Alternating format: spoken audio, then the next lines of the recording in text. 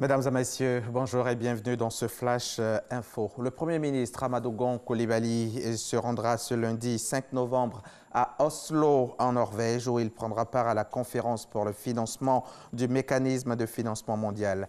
Notre reporter Herman Guivet est déjà sur place à Oslo. Nous l'y rejoindrons tout à l'heure dans le 13h. En 2014, le gouvernement ivoirien a lancé le PEPT, le programme d'électricité pour tous. Dans le cadre de son application, un fonds d'une valeur de 272 milliards de francs CFA a été créé pour son financement.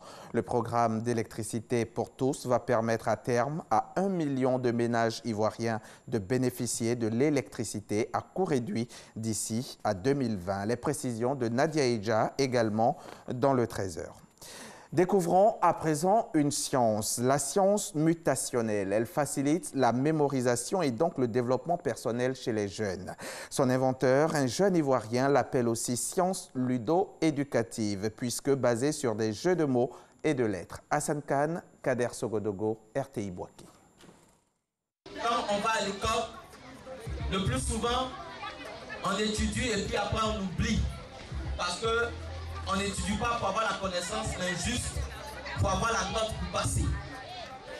Alors que c'est la connaissance qui est la clé de la vie. Séance d'explication de la science mutationnelle à l'école primaire publique Broucko. La science mutationnelle se veut la traduction de la vie de l'homme en société et l'explication du fonctionnement du monde à travers un ensemble de jeux, de codes, de mots et des lettres alphabétiques. Nous avons une clé d'évolution. Quand on va à l'école, regardez bien le CLE, on a C, CP1, CP2, CE1, CE2, CM1, CM2. De la 6e à la 3e, on est collégien, c'est le C.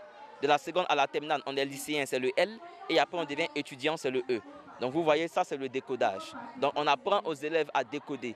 On apprend aux élèves à coder. On apprend aussi le côté culturel, le côté africain. Après la ville d'Abidjan, la jeunesse de Boaké découvre cette science ludo-éducative dont l'objectif est le changement positif dans la mentalité des jeunes.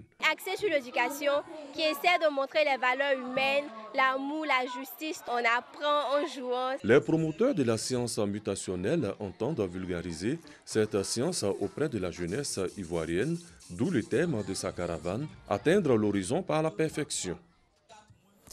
L'Abissa 2018 aura lieu le 10 novembre prochain à Grand-Bassam. Ce volet festif sera précédé d'une cérémonie de purification de la place Abissa le mercredi 7 novembre prochain. Place qui avait été souillée par des violences au lendemain de la proclamation des résultats des élections couplées municipales et régionales le mercredi 7 novembre. Donc, cette place sera purifiée. C'est la décision prise dimanche dernier, dimanche 4 novembre, hier à Grand-Bassam, à l'issue d'une réunion entre le comité d'organisation et les garants de la tradition. Le reportage de Issa Chonanyeo tout à l'heure à 13h. L'actualité internationale. Ce lundi 5 novembre, au Burkina Faso commence l'interrogatoire des personnes présentées comme étant les cerveaux présumés du coup d'État avorté de septembre 2015. À partir de ce lundi, vont se succéder à la barre les généraux Gilbert Diendéré et Djibril Bassolé, anciens patrons de la diplomatie burkinabé, le colonel-major Bouraïma Kéré, ex-chef d'état-major particulier du président de la transition, le commandant Abdoulaziz Korogo, chef de corps par intérim du régiment de sécurité présidentielle et l'ex-bâtonnier Maître Mamadou Traoré. Environ 80 accusés ont déjà comparu depuis le début du procès. L'ensemble des partis d'opposition béninois exigent au président Talon le retour immédiat et sans délai des exilés politiques tels que l'homme d'affaires Sébastien Adjavon, l'ancien maire de Cotonou Léadi Soglo, révoqué par le gouvernement, et le secrétaire exécutif du parti FCBE, Valentin Djenotin. Tous séjournent en France. L'opposition exige aussi l'abrogation de la loi qui crée la Cour de répression des infractions économiques et du terrorisme, machine à juger les opposants sous le prétexte de la lutte contre la corruption. Pour les législatives de mars 2019, l'opposition envisage la création d'un parti unifié et une liste commune. C'est la fin de ce flash. Merci de l'avoir suivi. On se retrouve tout à l'heure à 13h pour développer tout cela.